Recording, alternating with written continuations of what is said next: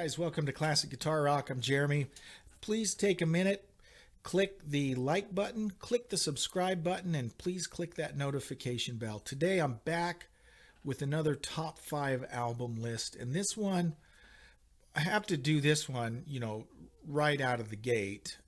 Probably my favorite band. If I had to pick one favorite band, this would probably be it. This is my top 5 Rush albums, and really to narrow it down to 5 was really tough. I almost said, let's just do 10. And then I thought, nope, I'm going to narrow it down to 5. And I'll just throw this out there. I'm a big fan of the bathrobe era, right? All those the albums with all the epic pieces. So obviously you'll see a lot of those on this list. But let's start. Coming in at number 5, Hemispheres. Let's see, I think this came out in 78. I think it was 78 when Hemispheres came out. And I like it. You got the whole side 1 is the Cygnus X1 book 2. And it's great. I mean, how can you not dig a 23-minute opus like that? It's just a great song. It's got some snippets from the previous album in the middle of it just to mix things. It's just kind of cool, kind of cheesy. I mean, this was Rush at the pinnacle of their bathrobe era long epic songness. I mean, it was really good, a good album. Then of course you got the Trees, you've got Circumstances, you've got La Via Strangiato. It's just a good album. I mean, if you were going to put all the excess of Rush in one album, this is it. And you notice the next album is where they really started to pare things down again. So number 5 for me is Hemispheres. Coming in at number 4 is the album that preceded this one. This is from 1977. This is Farewell to Kings. Farewell to Kings, you got that trifecta, 2112, Farewell to Kings, and Hemispheres, that are just really a solid trio of albums there. But Farewell to Kings was a great album too. It of course has Farewell to Kings on it, Closer to the Heart, Cygnus X1 book 1, it's got that on. Oh, and probably, man, maybe my favorite Rush tune of all time, Xanadu, is on it. Just I don't know. I'm going to say I don't know how it could get better. Well, I'm going to pick albums that I like better, but you know what I'm saying? It's just a really good album. The musicianship, some great songs. Cinderella Man, good album. Just good stuff. If you don't own Farewell to Kings, go out right now and buy it. That really goes for all 5 of these albums. In fact, I have them all on vinyl, and I just love listening to them on vinyl. But Farewell to Kings comes in at number 4 for me. Number 3, there are a few pivotal albums I see across Rush's history, and this next one is one of those. This is from 1980. In fact, we're just celebrating the 40th anniversary release of Permanent Waves. And Permanent Waves is kind of the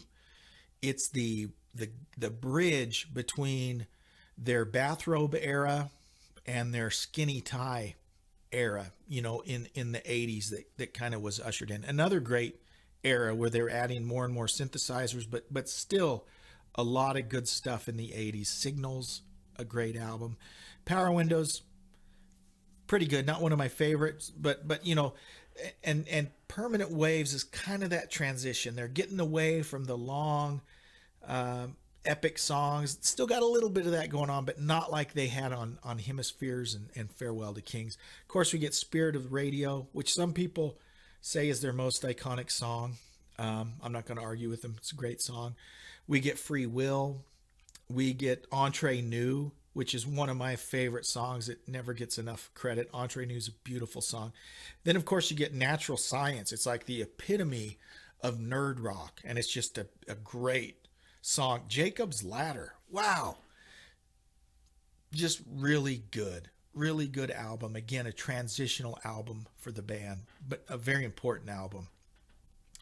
Coming in, guys, this one is so tough. And on a different day, I might have flipped these around. But today, I feel like my number 2 album is Moving Pictures. Moving Pictures, again, they would probably say that was their biggest album. I think most people would say that's their biggest album. I mean, from front to back, every song on that album is just, I mean, it's a staple. I mean, I think about every song gets played on classic rock radio. It's solid. Tom Sawyer, Limelight, Camera Eye, Witch Hunt, YYZ. What am I missing? Vital Signs. Probably missed something in there. Red Barchetta. Forget about it. I'm already thinking maybe this should have been my number 1, but I'll stick with it being my number 2. That came out in 1980. This was really what put them on the mainstream map. I mean, everyone knows Tom Sawyer, right? This was the album that they were playing stuff on MTV in the early days, and even people that weren't Rush fans or even rock fans knew Tom Sawyer, and this was the exposure, the mainstream exposure that Rush had never gotten, and it started on this album. Huge album, tremendous album. That leads me to number 1. You probably know what I'm going to say. My number 1 album today, anyways, the number 1 Rush album is 2112. 2112 came out in 1976. This also one of those pivotal albums.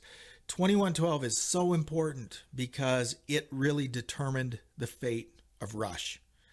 Caress of Steel came out. It's funny if you watch a documentary. I can't remember the name of the documentary. I was recently watching a documentary, and the road crew on the Caress of Steel tour. This Caress of Steel was the album in 75 that preceded 2112. The road crew on that album began referring to that tour as the Down the Tubes tour. So that shows you the state that Rush was in 1975. Caress of Steel. Well, we really kind of saw inklings of it on Fly By Night. By-Tor and the Snow Dog, they're starting to experiment with these longer epics. By-Tor was really kind of the first one with multiple parts and all kinds of stuff.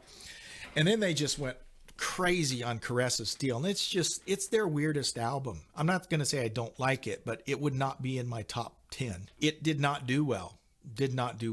And the tour did not go well. And they basically were told by the record company, you got to put out something commercial or we're going to drop you. They almost got dropped before, but their producer, Terry Brown, he went before the record company and said, our next one will be commercial. We promise it's going to be a commercial album. It'll be great. And what do? They dropped 2112, right? There, and the members of the band even said, we said, you know what? We're going to go out on our sword. We're not going to cave. If this is the end of the band, we're going to do it our way. And they produced this epic, it just cracks me up, right? Yeah, you guys got to do something commercial. Okay, here's an album with a 20-minute song on side 1. How's that for commercial? And they lay that out in front of the record company, and it was a smash. It was a smash. Of course, we got 2112, but we also got, Passage to Bangkok, Something for Nothing, Tears, Lessons, Twilight Zone. I mean, the whole album is awesome. That's one you definitely should own. All right, so there you got it. My top 5 Rush albums. Number 5 was Hemispheres. Number 4 was Farewell to Kings. Number 3 was Permanent Waves. Number 2 was Moving Pictures. And number 1 was 2112. What do you think? Agree? Disagree? Share your top 5 in the comments. I'd love to hear it. Thanks for watching. Please click on the subscribe button, and we'll see you next time on Classic Guitar Rock. Bye-bye.